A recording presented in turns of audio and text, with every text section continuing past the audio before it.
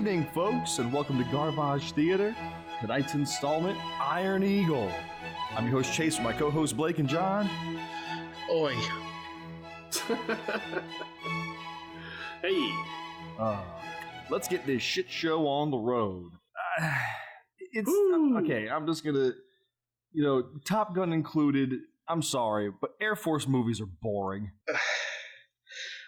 It isn't that this movie. Okay, this movie didn't suck as much as it infuriated me.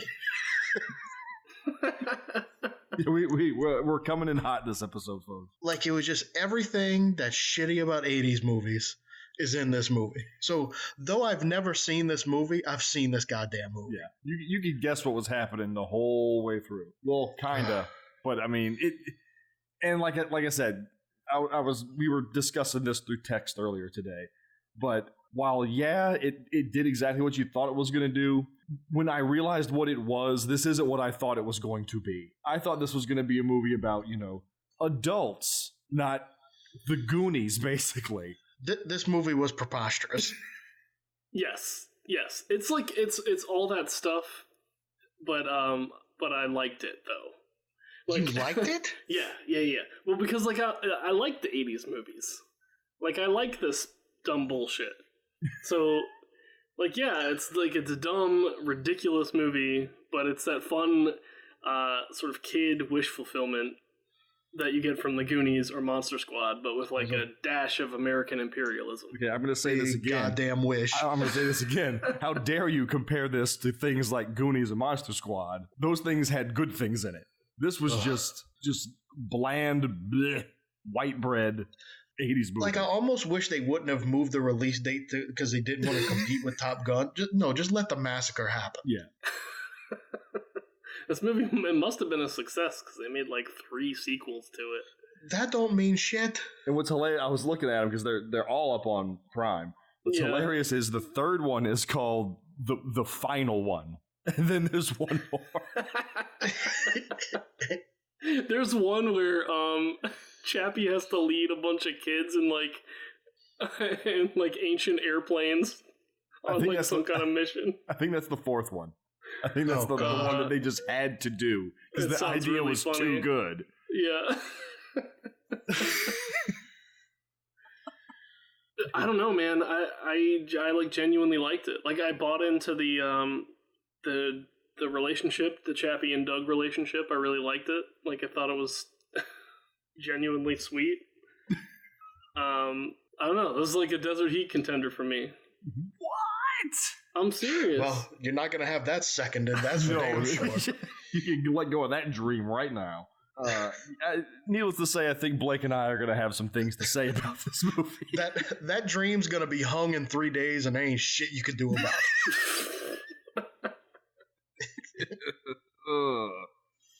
All right, well, let's get going because we're on an unofficial time crunch. Because somebody, I'll let you guess who, doesn't have the power cord to their computer. John. And we're in a ticking clock scenario with this recording. Oh, man. Okay, so here we go. Iron Eagle. First off, I just want to say something about the TriStar logo. Because I haven't seen it in forever. That Pegasus looks like shit. Yeah. I remember that thing looking awesome. The wings are just it's just like a glob of whiteout on the film that they drew some wings on this horse. I never realized it was that shitty looking. Yeah, I guess they just painted directly onto the what do you call it, celluloid or I don't know. Yeah, that's what films used to be on. Yes. See? That's it. I just wanted to say that. That was the first thing I noticed. Anyway, we open to a squadron of fighters cutting through the sky. They get a ping on their radar that there's bogeys inbound, and the MiGs on the radio in a warning that these American invaders need to turn around and immediately release a wall of missiles at them. After some evasive maneuvers, the American pilots zero in and blast one of the MiGs from the sky. However, one of the pilots gets hit, and we just got to take his word for it because they didn't show it. Yeah. He goes, "Oh, I'm hit," and then the plane's fine. And here's something else. Okay, I know I read going into this that a lot of the planes were remote control planes. Mm-hmm. There were times where I thought maybe they actually got a shot of a jet, and then there were a lot of times like, okay, that's definitely a piece of plastic. But whenever the planes blow up and you can see the wood grain on the wood thing shattering, yeah, the balsa wood. yeah. But like there's shots where they're doing the dog fighting and spinning around, that the planes are clearly wobbly, yeah, like an RC plane would be. But I couldn't tell if like all the planes were RC or if they did have some genuine shots of planes flying. The best I could tell, the takeoffs and landings were real planes. Yeah, like just stock footage of real planes. There were significant amounts of aerial footage of jets, like real jets. Yeah, there were plenty of times where I could see, okay, that's definitely not an actual plane. Right. Yeah, you know, you got to do what you got to do to get the footage. Like, it's got to make sense. They didn't have that Top Gun budget. That's for damn sure. No. Well, anyway.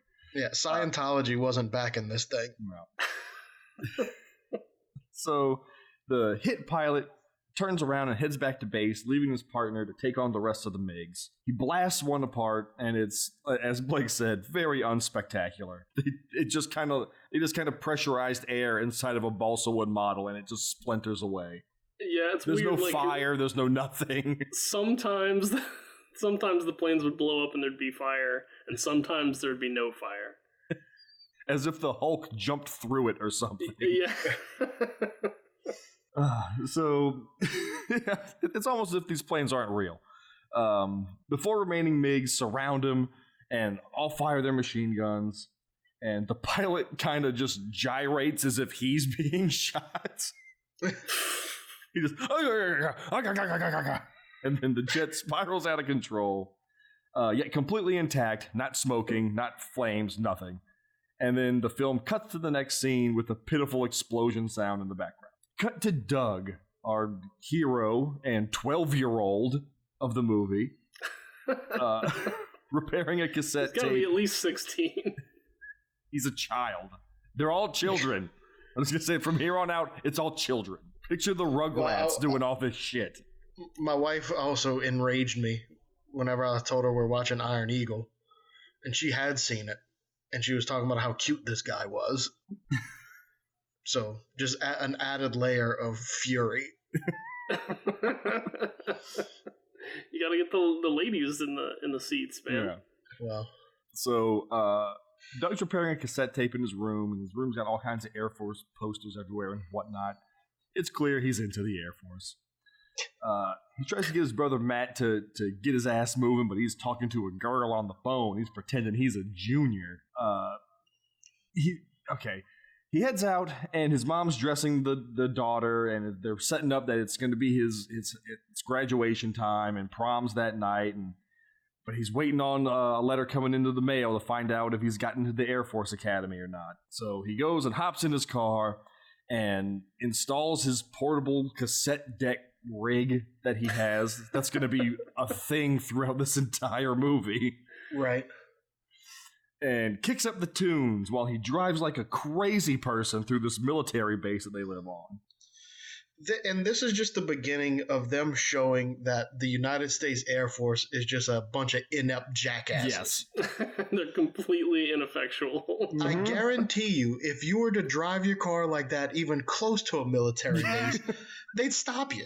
Yes. And they'd have some words with you instead of just like waving their hands in the air like, well, there's nothing we can do about it. There goes Master. Slow down, you crazy kid. Yeah, some nerdy guard comes running out of the gate. Dag nabbit Masters! That would not happen. So, yeah. Like, I can't imagine. You know how, like, the latest, whenever they did the Battleship movie. Yeah. How they had to have, like, full Navy cooperation, to make sure everything was seen in the right light as far as the United States Navy. They did not do the same thing with the Air Force in this movie. Well, there's actually a IMDb trivia on this where, like, oh really? Yeah, the Air Force was actually set to consult on the movie, but when they realized how bad it made them look, they decided not to. Nice. Yeah. It says here what equates to basically the little rascals is going to completely infiltrate our intelligence infrastructure. Oh. Yeah, they just like make the entire base look like a daycare. They're just running around like stealing classified information, they setting off fireworks and installing Doom on all their computers. Not to jump ahead, but when they pull off their master scheme of infiltrating intelligence to get all this stuff that they need, they do it with like 80s college hijinks. Right. Like college movie hijinks. Yeah, it was just classic 80s stuff, man. But it's the military. It's fucking ridiculous. In Monster Squad, that kid was making bullets in his like shop class. Look, that's neither here nor there. Okay. Okay, we don't need to point out that the fact that a 5-year-old wrote a crayon scrawled letter to the military and they showed up. We heard there was some monsters. Maybe rules. Yes. This one does not. Anyway, Doug pulls up to the local burger stand to meet his friends Reggie and Tony. Reggie is Lamar from Revenge of the Nerds. Yes. And Tony is the stationery store guy from Seinfeld. Or Styles from Teen Wolf, as I was going to refer to him. I recognized him from his one bit part in Seinfeld before that. Yeah, there's tons of star power in this movie, man. Yeah, there's people in this. Yeah, his dad is Tim Thomerson. Everybody knows that guy. Played Doll Man. He played a bunch of stuff, but I saw him in Doll Man. He's like an intergalactic police officer or something. He comes to Earth and he's only 12 inches tall. Well, that sucks. Yeah. Anyway. Okay. Jan from The Office. Yes, I was just going to say, yeah, Katie pulls up, and it's Jan from The Office, and she looks exactly the same. Recognized her instantly. She drives up, and she's being harassed by a guy on a dirt bike and a couple of kids in a pickup truck. She comes up, and Doug asks her what happened. And she says that they've been following her and harassing her. So Doug runs up to the three goons, but he's held back by Reggie and Tony. And they get in a few witty jabs at each other like moose lips and nice jacket. Real sick burns. Yeah. So they talk Doug down as he doesn't need to get in trouble right before graduation. But then one of the leader goon, what's his name? Notcher. Who looks like he's goddamn 37. He goes. He is 37. He just fucks with high school kids. Like, anyway, he gets in Doug's face and he challenges Doug to fly the snake. Fly the snake.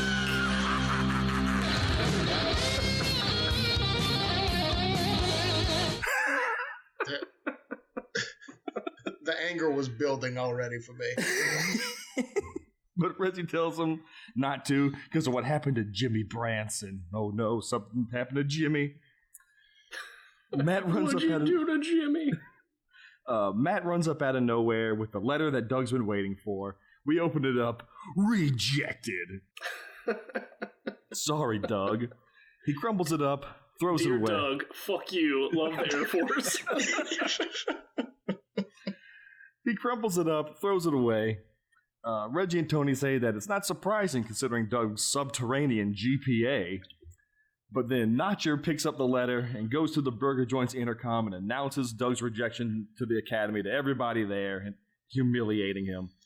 So he once again challenges Doug to fly the snake. Oh. The security for this burger joint's about as lax as the Air Force Base security. So this flying the snake thing, I guess, is something impressive that he's trying to get him to do. They agree to meet there in an hour. Matt doesn't want to see Doug killed like stupid old Jimmy Branson, though. You're gonna get killed like that stupid idiot Jimmy Branson. So on the way to wherever they're going, I don't think this Notcher guy knows how to ride a motorcycle because he refuses to put the front wheel down. No.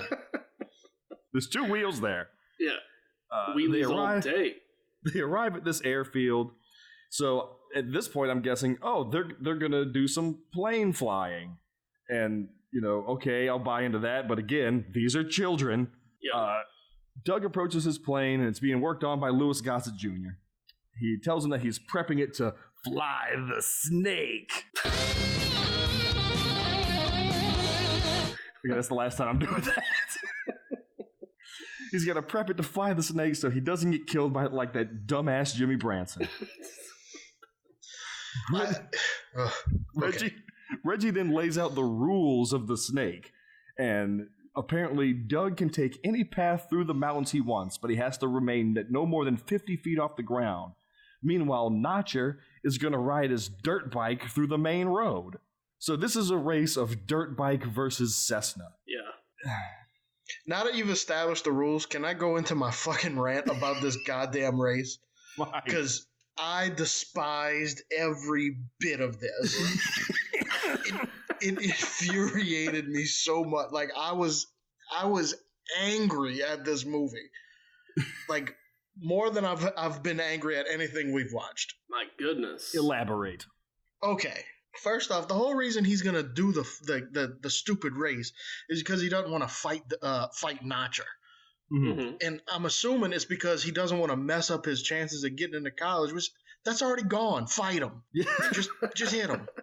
But no, you're going to go do the race. So they go to the airport. He doesn't own that Cessna. There's no way he does. They're too expensive. Now, airports, they have programs where people, like, it's like a pool and everybody can fly the thing and blah, blah, blah. So I'm assuming that's what's going on here. So his dad is a pilot. Maybe he has one. They're $70,000 a piece. Which they have 3 of these things flying during the race. So these teenagers show up at an airfield. They get not 1, not 2, but 3 Cessnas to race a stupid motorbike. So, like, and there's rules, okay? The rules, he's got to stay, blah, blah. And so one plane is to watch to make sure he doesn't go above 50 feet. And the other plane's watching the motorbike to make sure he stays on the main road. Yeah. Within seconds, the dude goes off the main road. Race over. Done. No. Because Brillo, Notcher's friend, puts up the steel case of road's a road. No. Stupid. So anyway, race goes forward anyway. 3 Cessna planes in the air. Who's paying for the fuel? Who? The logistics of this thing is mind-boggling. So he flies the stupid plane. The motorbike cheated. He's destroying the plane, flying it. Yeah. Well, he's not well, he is. But it's revealed they that sabotaged him. Notcher put up his friend Brillo to mess with the oil cap on the plane, so he loses oil pressure while he's flying. So right. My guess was, okay, attempted murder? When did this happen? When did it happen? They all just came from the fucking Sonic, and Louis Gossett Jr. was working on a plane. When did it happen? There is one insert shot of him messing with the plane. Anyway. You were too busy seeing red to notice the scene. Irregardless. So the plane is falling apart. He wins by the skin of his teeth, but there's people at the airbase. Oh God, there's people at the airbase that have made a finish line thing out of toilet paper and and there's just 2 guys holding it up for the plane to fly through. When did they call them to get involved? Are they just always there on standby for when somebody runs the stupid snake? Well, one of them. Jesus Christ. One of them was Matt. One of them was Doug's brother. I'm not sure who the. I'm assuming the other one was an employee who just on standby for the stupid race. So he crashes the plane, crashes the Cessna, okay? Gets out and punches the dude in the face on the motorbike. You could have done that at Sonic. The whole reason you had the race was not to fight the guy. You get out the plane and punch him in the face. So, big waste of time, waste of fuel. I like how we all just knee-jerk immediately that it's a Sonic. Because I was thinking that too. I had to think of something to say other than the Sonic. So he punches the guy. One punch, he's out, and he says something stupid when he's on the ground. I mean, I was too mad to pay attention. He said, "Can you hear me now?" And then there was like a Verizon commercial after that. So, long story short, he could have just punched him out at the burger joint. Everybody would have saw it. Nobody would have cared about Nacho anymore. But instead, you knocked him out on some random airfield where nobody saw it after you risked your life for no reason. But I shouldn't be surprised because this is a movie about the Heavenly Kid, Styles, and Lamar hijacking 2 F-15s and getting them refueled twice over the goddamn Atlantic Ocean, taking out an entire military, landing a plane. I don't care if I'm spoiling the goddamn movie. Landing the plane, picking up somebody, and flying away unscathed. I hate this movie. It rules. It rules. He did it. So stupid. Well, Blake, I agree with everything you said. Oh my God. The good thing is all this crap with Nacho, none of it mattered. It didn't It's even need to done be in now the because movie. he punched him. He could have punched him 15 minutes ago. I'm saying he didn't have to punch him. He didn't have to race him. He didn't need to exist. It has no bearing on anything But at all. he didn't want to fight the guy because he didn't want to get in trouble. So instead, he crashes a Cessna and then punches him anyway. Ugh. Move on, because I can't take it. I can't take this stupid movie. All of that was so much better than the paragraph I had written describing the race. What's great is I didn't write nothing down. I'm going off of pure rage right now. Rage memory. Oh my God. Oh my. Yeah, I mean, I was curious about what the nature of their conflict is, I guess, but it really doesn't matter. I would say the scene does serve a purpose to show how that Doug is a talented pilot. You know, in the narrative, it kind of serves a purpose. Like we could have just had a scene of him flying around. They had the whole simulator thing. Show it then. But like, it's a simulator. I don't They had care. some- You they had should have just decked the kid at Sonic. Got your shake and go home. Maybe your dad wouldn't be dead now. He's not dead. He should have been. He's never Stupid dead. Doll man. What the hell the Middle East needs with a 12-inch tall superhero from outer space? Just kill him. I like how they never said what country it was. It was just some quote-unquote They go Middle out of their Eastern way to country. make sure they never identify which country this is. So I just refer to it as Bullshitistan through the Yes. entire thing. It's exactly what it is. Oh God. Okay, so yeah, all that just happened. After the race, some nerd pulls up, Milo, and tells Doug that his dad's been shot down and he needs to go back to base. So This kid Milo in the future will go on to voice Michelangelo in the live action Ninja Turtle movies. No, that's interesting. Check there that you out. go. I also liked how they just abandoned the little brother, left him there, because there's only one brother that matters in this movie. Yeah, Doug is like, I gotta get Matt. And Milo's like, no, fuck Matt, get in the car. Okay, again, jumping all over the place. But later, when they're at the graduation and they're leaving, they just straight up leave the little girl. I don't know if anybody else sees this. They're all walking to the car, and then the little girl just kind of toddles off with a different set of adults, and they never say anything about it. That's what Iron Eagle 2 is about. They have to find that girl. She wandered off to make believe a stand. Yeah. Oh my God. Okay, so back at base, Doug just forces his way into mission control, like you can do again. They've got like hall monitors basically guarding the mission control room. Yeah. You can't go in there. You can't go in there. Oh shit, he went anyway. That's the extent of their authority. It's just, hey, wait a minute, you can't go in there. Well, I can't go in there either, so I guess I can't follow him. So he gets in there because he's got to talk to Colonel Blackburn, one of his dad's old friends. And he tells him that his dad was shot down and he's being held awaiting a trial. Again, refusing to say the name of the country.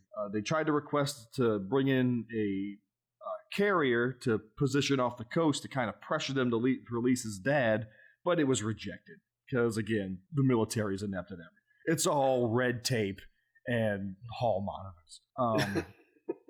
Mom insists that Doug still go to prom because that's what Dad's probably thinking about right now. Yeah, I don't think he is. No. So he's probably more worried about those electrodes on his dick. I was about to say, yeah, I'm sure he's worried about you finger blasting your girlfriend while he's getting those bamboo shoots through his knuckles. So, Doug enlists I hope Doug is finger blasting Katie right now. It would make this all worth it.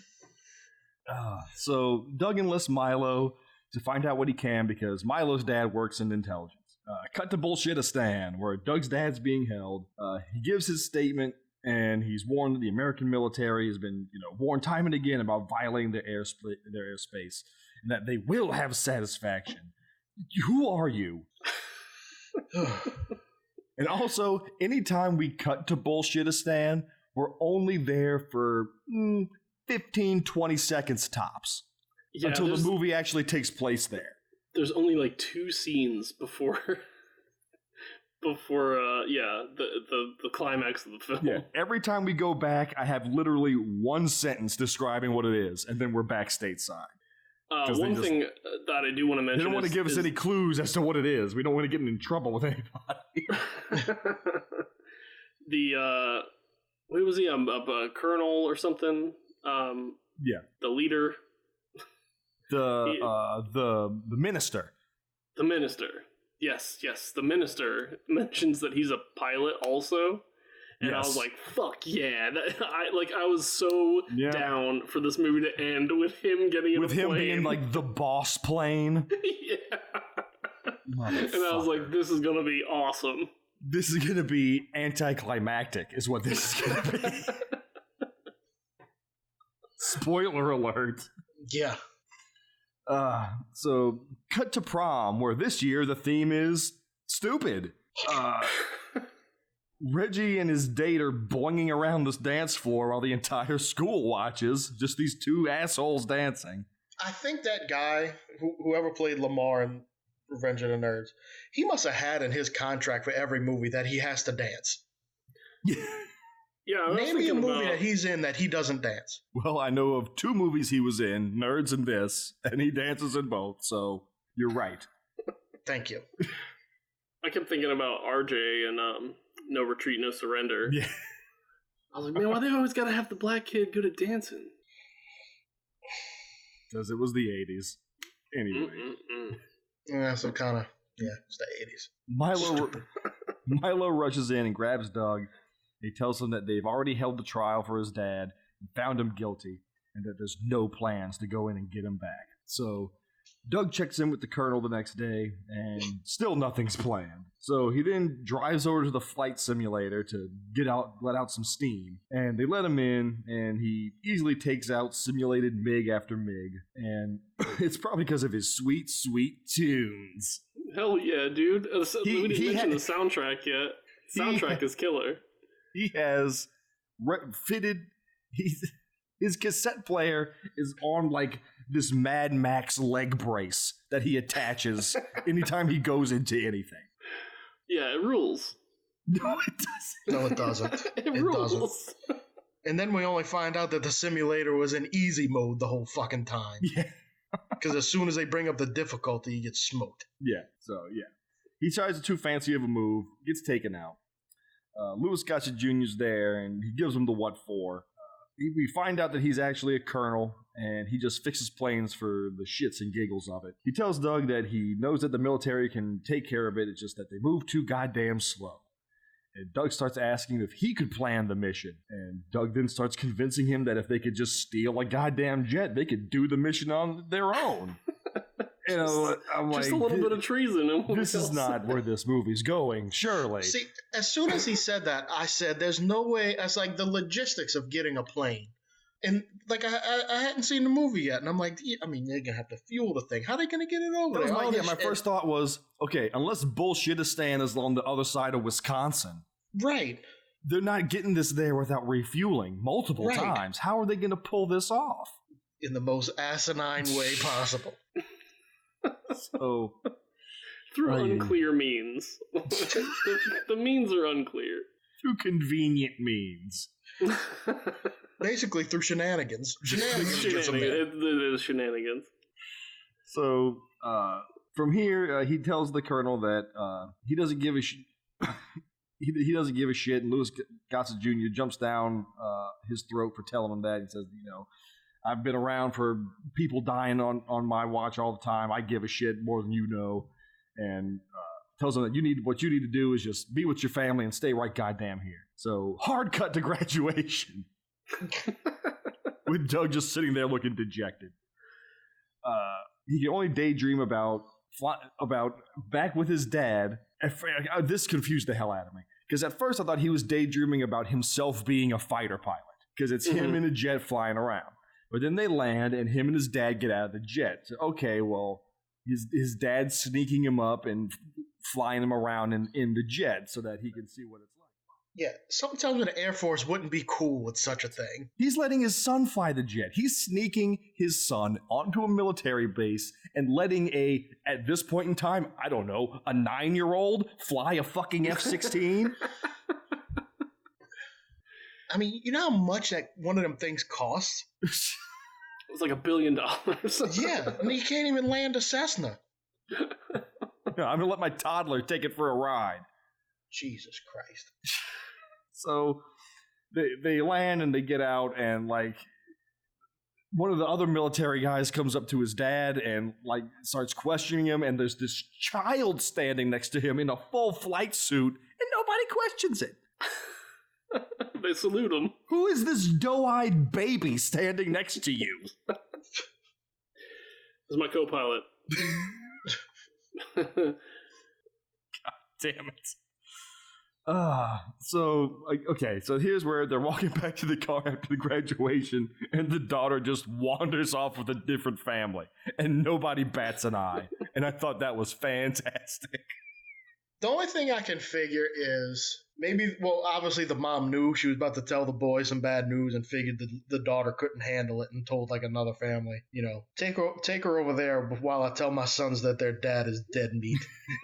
Yeah, I was like, it's just weird timing because like if the plan was to hold back this information about his dad so that his like graduation isn't ruined, telling him immediately after graduation. Like in the parking lot, still ruins his graduation. Telling the principal, when you hand him his diploma, just lean over and whisper in his ear real quick. Your dad dies in 3 days. He doesn't even give him the diploma. That's just all he unrolls it and just says, your dad's gonna die. And then he's got to deal with Notcher saying, everybody saw how Masters was crying in the parking lot after graduation. Well, back to the goddamn snake.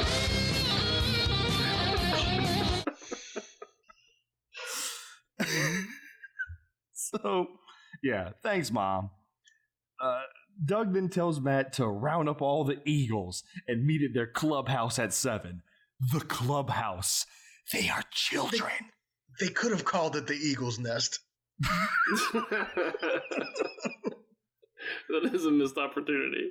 It's a very big missed opportunity. So, cut to Bullshitistan, and they're trying to get Doug's dad to sign a confession so they can execute him. End scene. Back to the States. Well, was this a different guy than the minister? Like, they looked exactly the same, right? We're trying to say here, John. Well, okay, the guy that plays the minister is a white guy, so... Oh my god.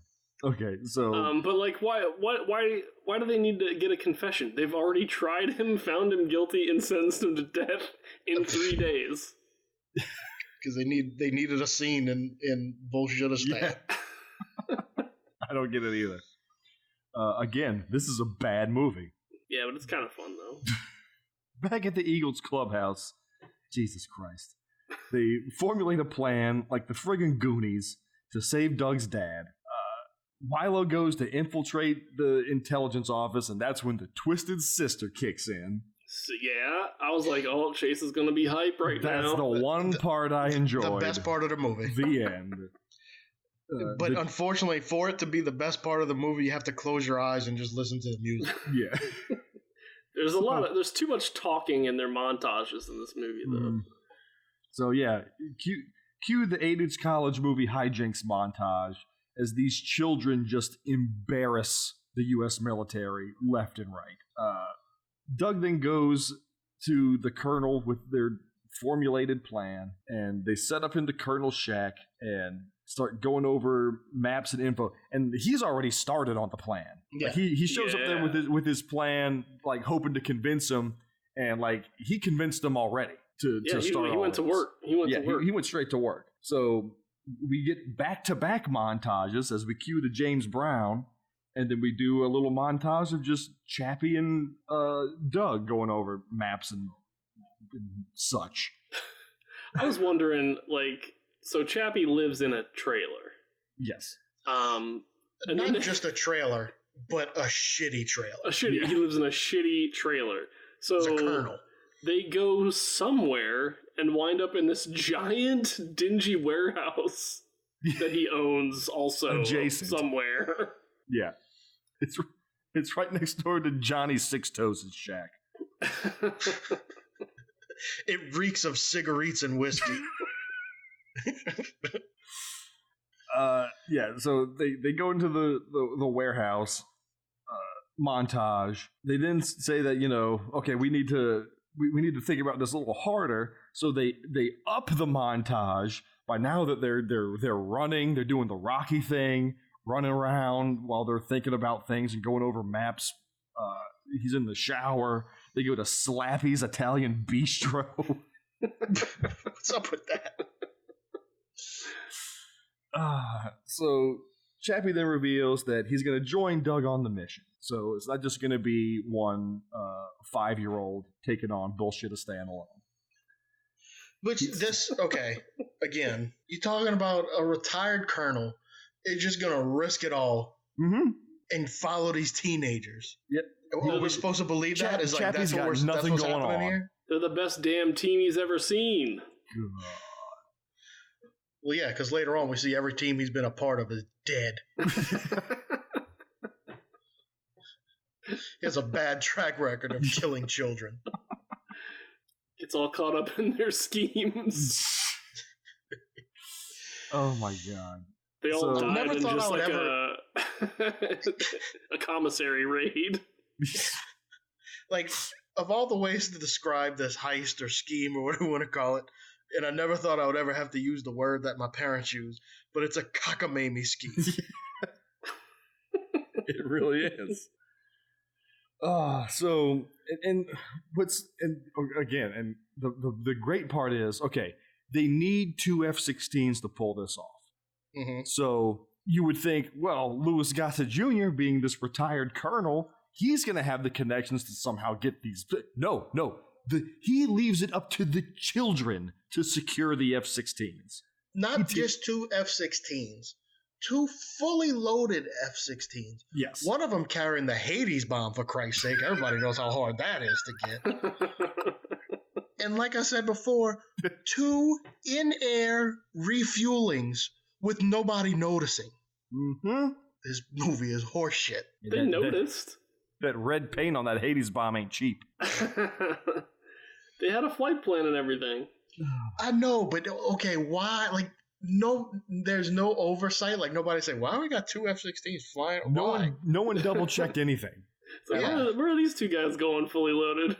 Exactly. Yeah, they got a Hades bomb, for Christ's sake, John.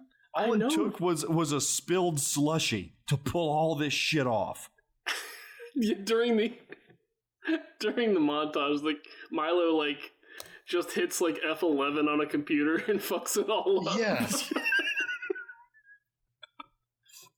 And then the intelligence officer just abandons his office and tells Milo to fix the computer. Yeah, and then take care of it. He goes in and reroutes 2 F-16s to be They delivered even to say, Spain. fix the computer just like you did last time.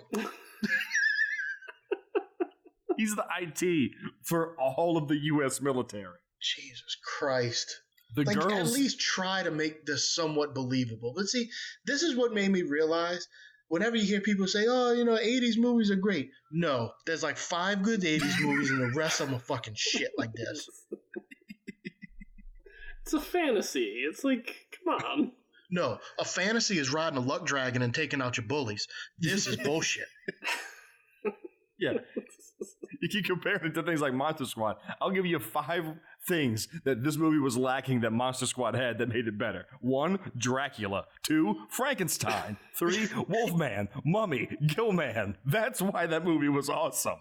If this was a movie about Frankenstein and Dracula having to steal a couple of F-16s. Well, then he'd be fine. This just goes to show you that the 80s were shit. I can't get on board with that statement. Well, sorry, Notcher, but you're wrong. God. Okay, so, yeah.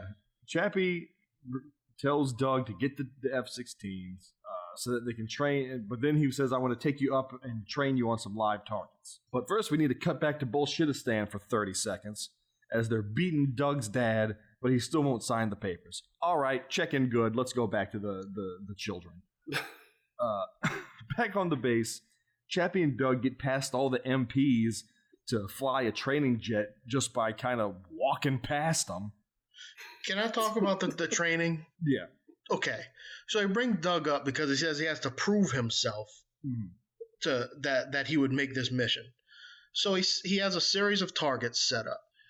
He goes through on the first pass. He misses both targets because he doesn't have his music on. He can't get the rhythm. Yes.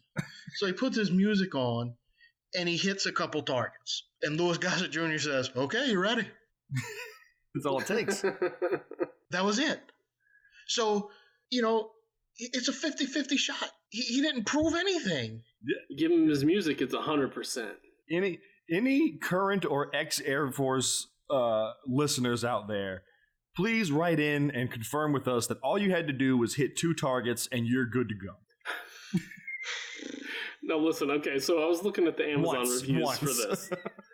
I was looking at the Amazon reviews, the 1-star ones, and the majority of them were just because the disc was damaged or something. But the other ones, the real reviews, were like all from former Air Force people who were like, this ain't how any of this works. I would love for us to have some kind of a connection with a military person that we could bring on when we do military movies to just clarify. Yeah, I should have thought about it. I got a high school friend that's in the Air Force that flies planes. I should have talked to him. That would be fantastic if we can get some fact checking on these shitty movies. Yeah, I should have done that. But I'm not going into this movie expecting realistic as hell, portrayal of the Air Force. That's not what this movie is. It's about a relationship. It's Chappie and Doug, baby. Pew. Pilot pals. Anyway, yeah, they go off, they shoot a couple of targets, music happens, all good. We're going to head out tonight on the mission. So, all the toddlers convene at Chappie's to nail down the final details. More hijinks ensue until they're finally ready to execute the mission. And it's just showing how good a relationship Chappie has with all these teenagers. He fits right in with them. Until he gets them all killed. Yeah. So this is where Chappie decides to arm Doug's jet with the Hades bomb, which will allow him the cover to retrieve. This bomb is going to let him land on an enemy airstrip, get out, get his dad, load him up in the jet, and fly away.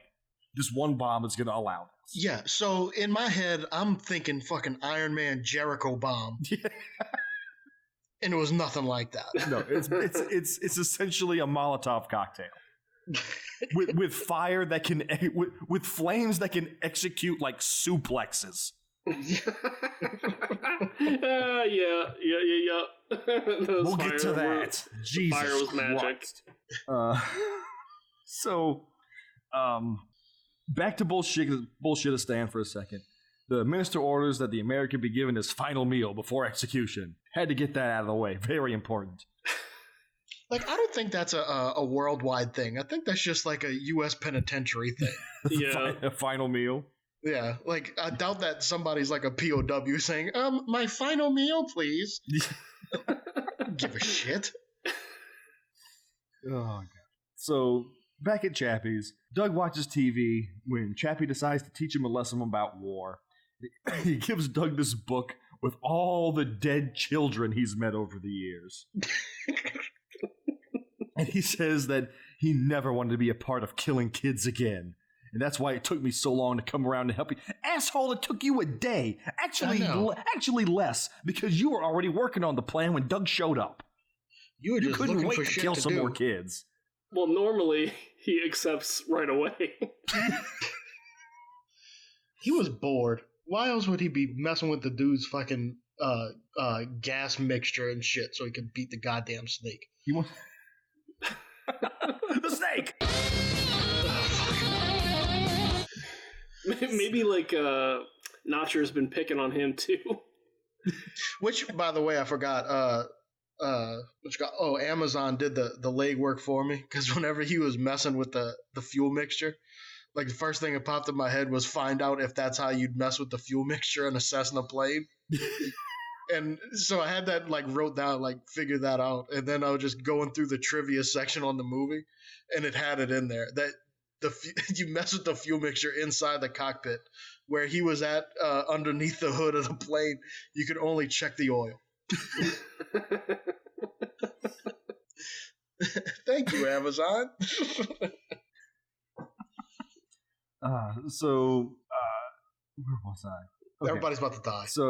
So Doug says that he's damn proud to fly with Chappie, and Chappie gives Doug his first pair of wings and makes Doug promise to bring him back. So Chappie goes outside. Right then I knew Chappie isn't gonna make it. So Chappie goes outside and records a message to Doug just in case something happens. And the next day, they gear up and take off. Again, here's a couple of F-16s. See ya, strangers. Have a good time. I do, like you already said it, but I do like how two identical F-16, but one of them had a bomb that was painted red at the bottom. Yeah. After flying for a while, they dock and refuel with a model plane and continue out. Now, that's a complicated maneuver right there. I'm pretty sure. Yeah. From what I've seen about mid-air refueling, it's not easy. Yeah. So I would think that a child would not be able to pull this off like cold turkey, dry, like no practice. He can't nothing. land a Cessna. That's the thing I kept thinking over and over. He crashed the plane during the race. That plane was damaged, though. Okay, what's going to be harder to fly? A damaged Cessna or an F-16? I don't know. I'll tell you which one. The motorbike. It's comparable. I mean, yeah, they both go through the sky. That's where the similarities end. I mean, one's a propeller engine. Old Russell in Independence Day was able to pull it off. Old Randy Quaid. Well, like I said, one's a propeller, one's a jet engine. I would have liked this movie better if he would have pulled a Randy Quaid and took his Cessna to bullshitistan. See? With the 80s rocket strapped to it. and the Cessna got refueled midair by the Air Force. Except it had to be refueled 48 times on the way there. Hey, we got a request from a Cessna to refuel? Like, sure, why the hell not? Yeah, it's in the manifest. Might as well fuel her up. All right, so they refuel. They continue. They approach the border, and they deviate from their. They approach the border. What? They approach the border and deviate from their flight plan, And the checkpoint radios in, asking them why they're off their flight plan, and they turn the radios off and ignore them, as is the plan. And then that's just it. F-16 successfully stolen. It's that easy. Chappie lays out the plan one more time, and they move into the enemy coast. Doug puts on some music that saves them some time somehow. Ugh. They were 7 minutes behind because they had a refueling delay. And they're trying to get there before noon, because at noon is when the militia runs their drills and their MiGs. So they want to do this before that happens, so there's not a bunch of MiGs already in the air. So Doug puts on some sweet tunes, and somehow that shaves 3 minutes off of their trip. Power because music, of timing. But it doesn't matter, because the enemy scrambles the MiGs, and they pick up Doug and Chappie on the radar as they're coming in. Doug opens fire on the runway as Chappie takes out the tower. Jesus Christ!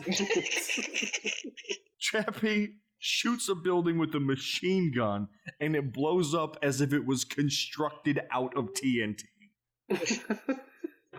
Everything blows up. If that's what the machine gun does, I can't wait to see this Hades bomb. There's a part where like a radio tower falls over onto a canvas tent and the whole fucking thing explodes. It's true. And then somehow, just from the concussive blast, that sets a Jeep on fire. Yeah. Like, it's nowhere around the impact. It just goes up. So they blow the living bejesus out of everything with their explosive machine gun rounds. Chappie takes out a MiG when they finally get the anti-aircraft guns firing. It hits Chappie, and then Doug takes him out, but Chappie's in trouble. He tells Doug to split off from him and head to the next target. And if anything happens to him, he wants Doug to peel away and get as high as he can and play the tape that he recorded for him. So Doug takes out the MiG that's after Chappie. Doug takes out the MiG that's on him, but Chappie's struggling with the one on him.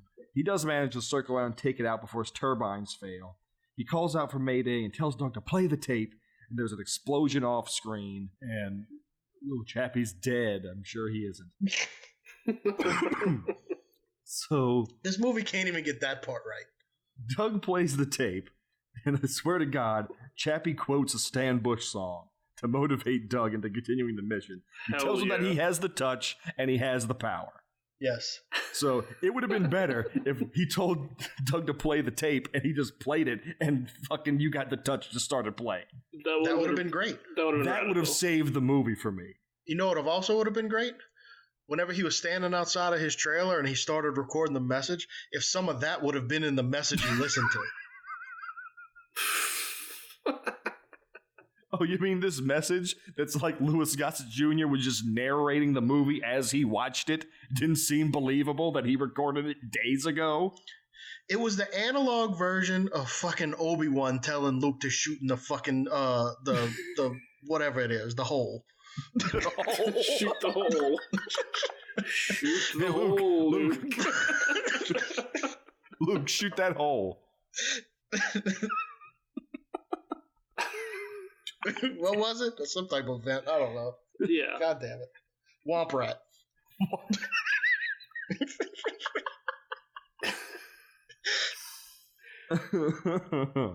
But there was that awesome line where he's like, "You got the touch.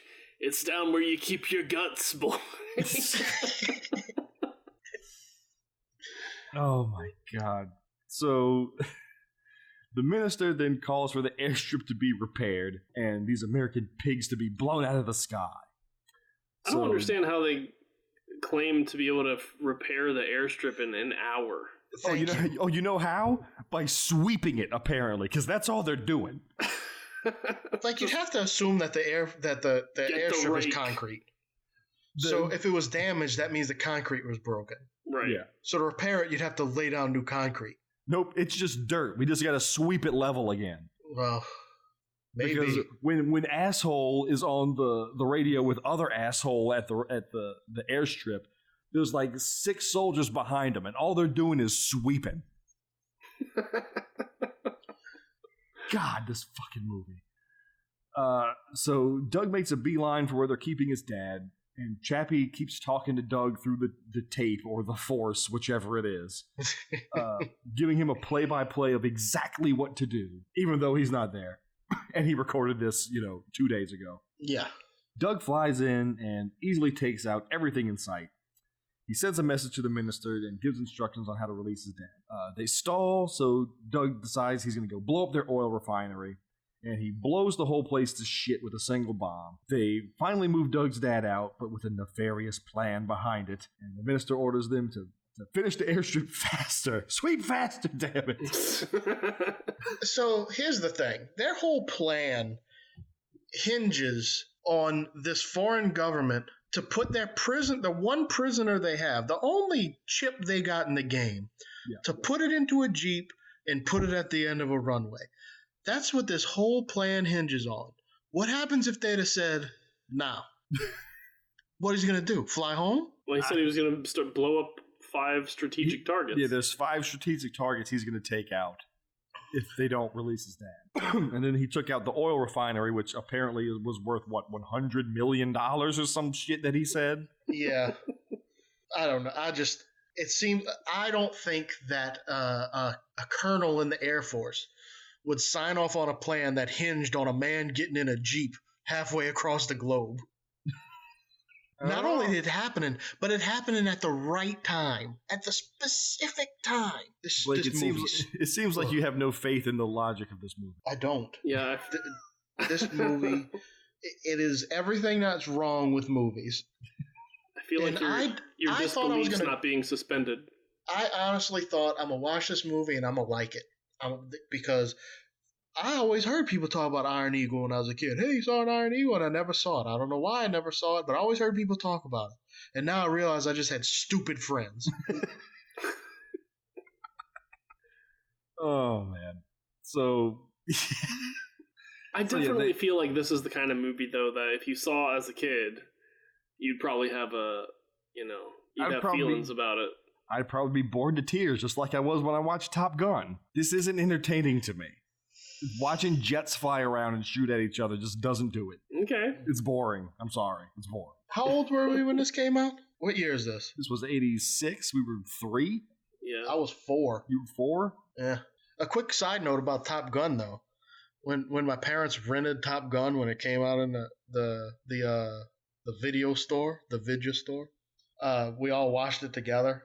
So apparently I was like 4 or 5 or something, and the whole sex scene came up, and they're all sweaty making love, and apparently he's like kissing her all over and like has a sweat on his lips and all that, and I come out of nowhere and said he must have been real thirsty.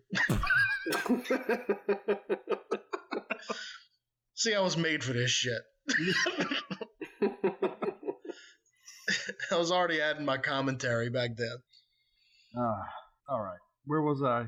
Okay, yeah. They put his dad in a Jeep, and they say that they're going to order him to drive out to the end of the airstrip. They're going to hold their fire until the minister gives their signal, and it's going to be a trap. So they send Doug's dad out alone, and just as Doug starts to land, he doesn't use the missile. The whole thing was he was supposed to drop this missile to give him cover to take off with his dad. Well, I guess he decided to freestyle and make his own plan. So he just goes to land with his dad there. They shoot his dad. Well, wait. Before that, I did laugh at a part because as he's flying low across it, he could see his dad and back to the Jeep while they're driving. And his dad's like waving at the plane from the Jeep. And I was thinking about Team America when the guy's in the Jeep with the fake beard. He's like, oh! What's the signal? Oh shit! That's all I could picture when his dad was waving like an idiot on the Jeep.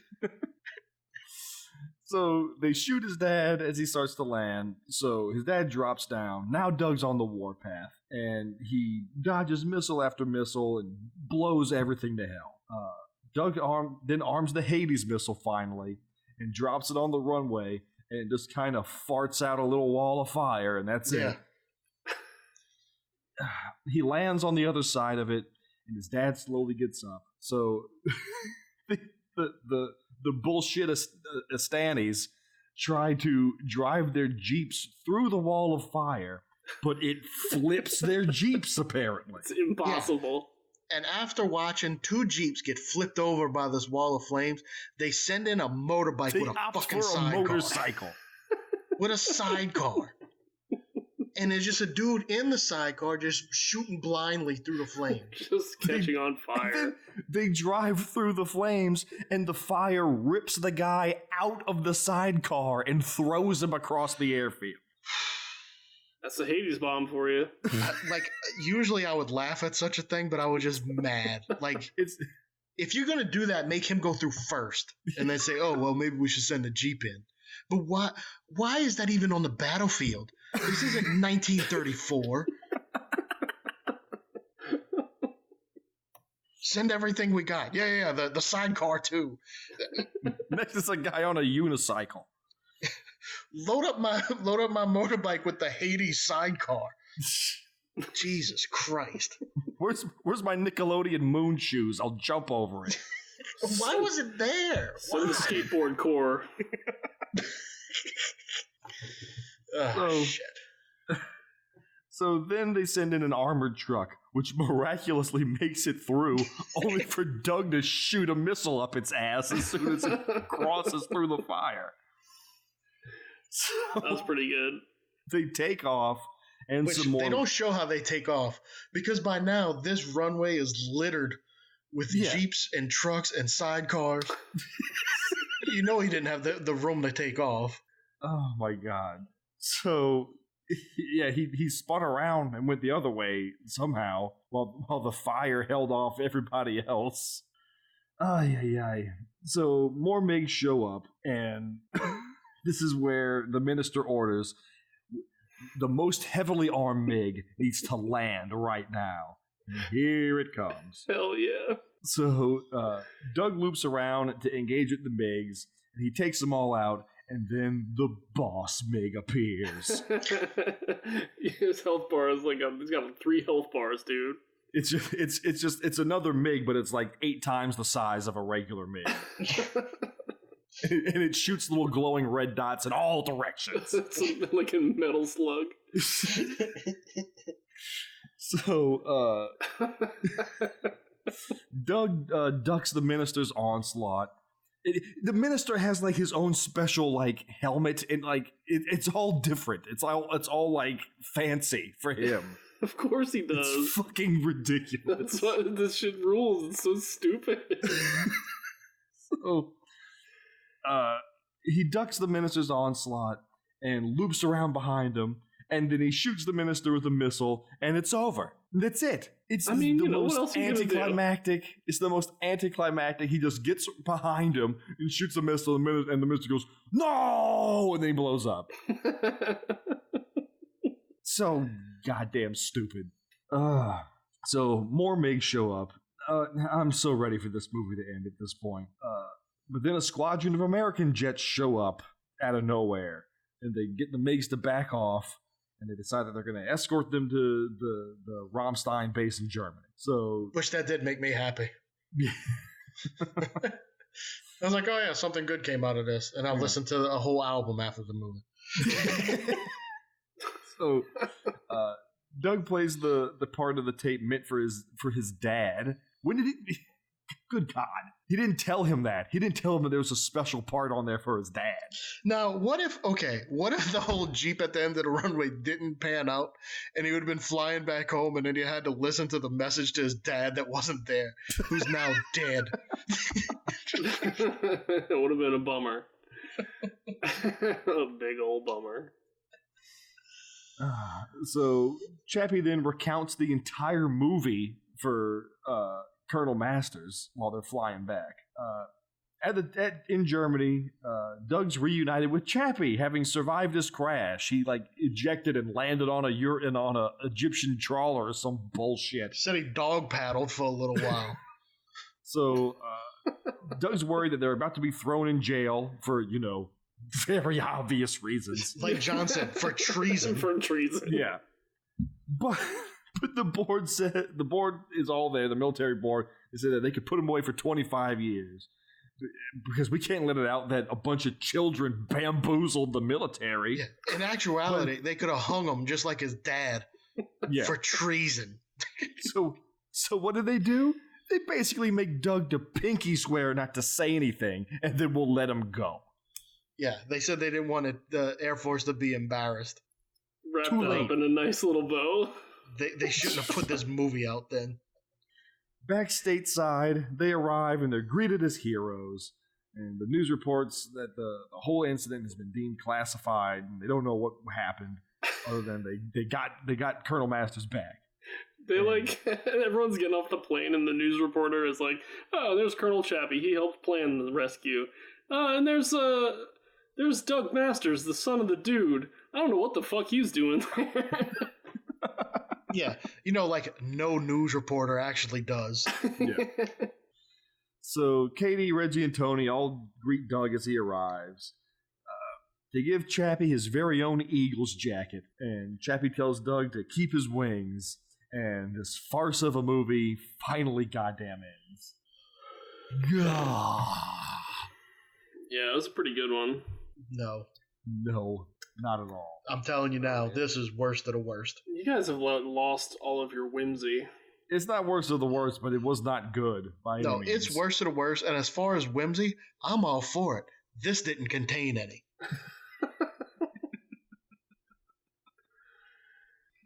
Oh my god.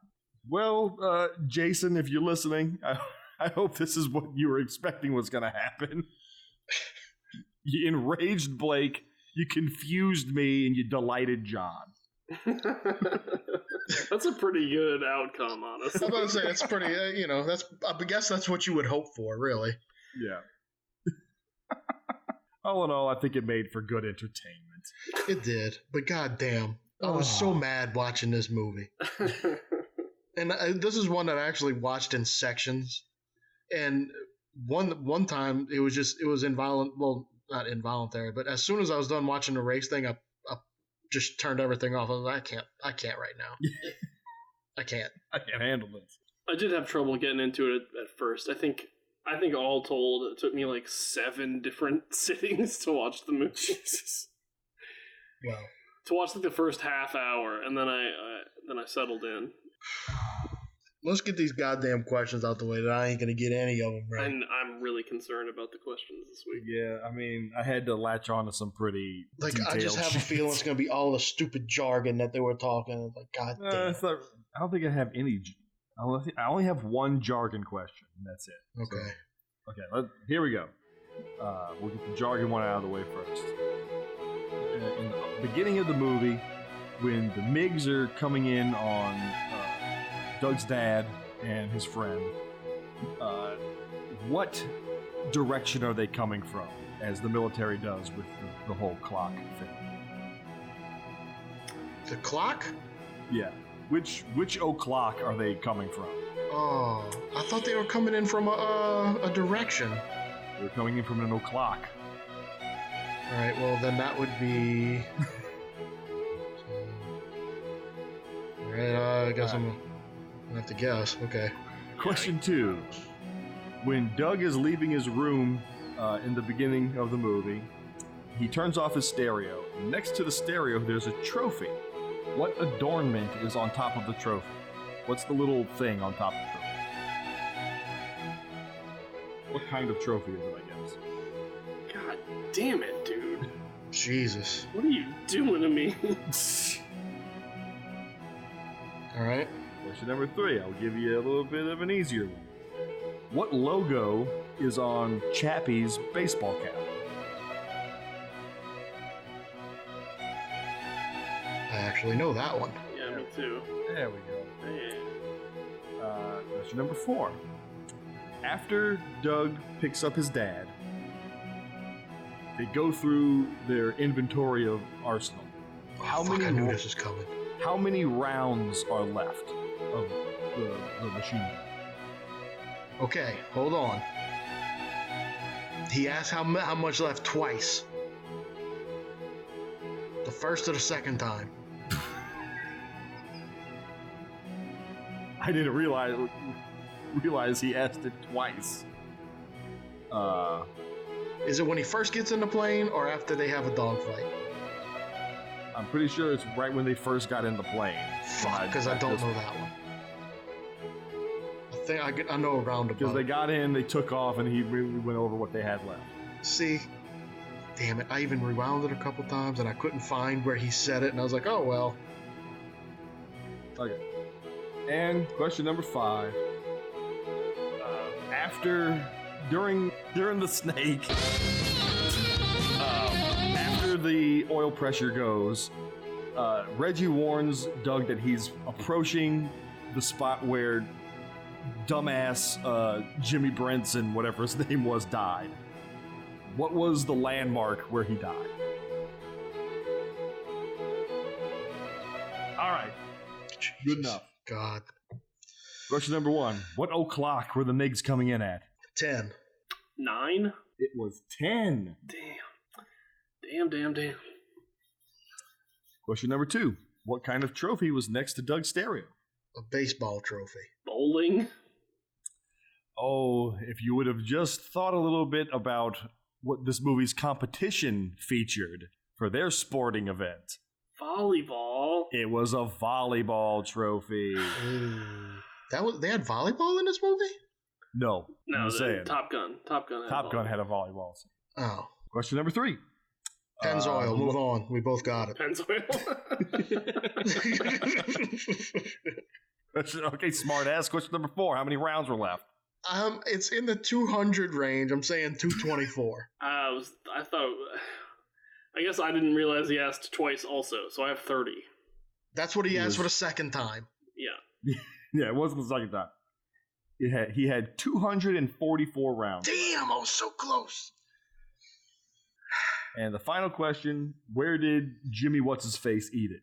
I put the snake head. I have no clue. Was it Dragon Canyon? Oh, I was hoping I'd throw you both off with this one, and I did. It was the Devil's Face. Oh, yeah. The good old Devil's Face. The Dragon's Canyon is where they were supposed to turn around and head back out. Fuck. Well played, Chase. Well played. You got 3, John. No, I didn't. No, you got 3. You got 1. Never mind. I'm looking. You got 1. I was looking at my X's instead of the checks. John got 1. Blake got 2. I can't remember. What was the score last time? Y'all two were tied with something, and I was 1 behind y'all. Yeah, so we're all tied now. I can't remember the score, so let's just say that it was 0 to 1 to 1. And then I'll look up what the score was later.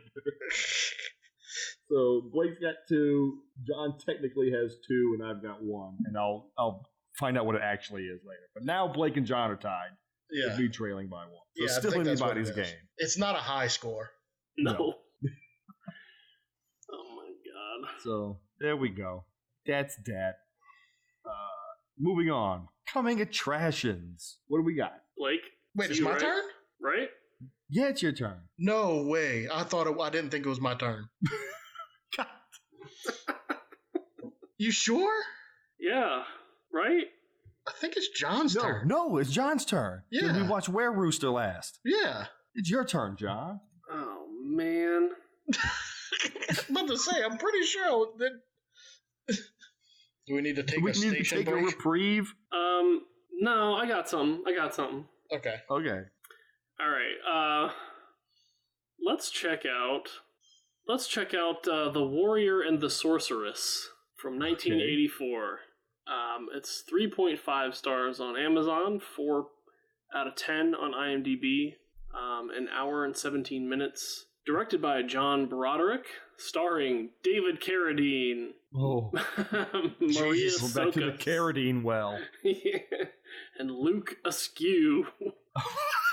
Luke Askew? That's the name. Luke Askew. Synopsis. The mighty warrior, Cain, crosses the barren wastelands of the planet Ura, where 2 arch-enemies, Zeg and the evil degenerate Balkaz, Jesus Christ, fight incessantly for control of the village's only well. Cain sees his opportunity and announces that his sword is for hire, but his eyes stay clearly on the beautiful captive sorceress Naja, and his newly awakened purpose. So it's kind of another Yojimbo type story. Is Carradine the warrior? Yeah. What? Why do we need to know the planet? Dude, I don't know.